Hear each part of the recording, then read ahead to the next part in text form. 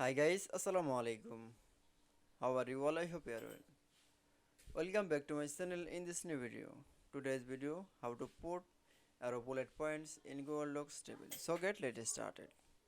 At first, open your Docs file. Firstly, create a table and going to the insert menu option and click for the table option. Then create a table.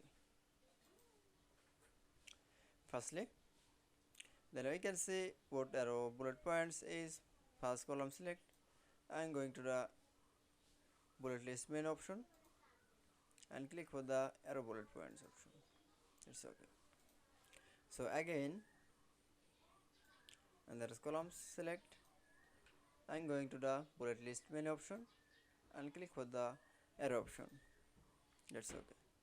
Then I show the put arrow bullet points in Google Docs table.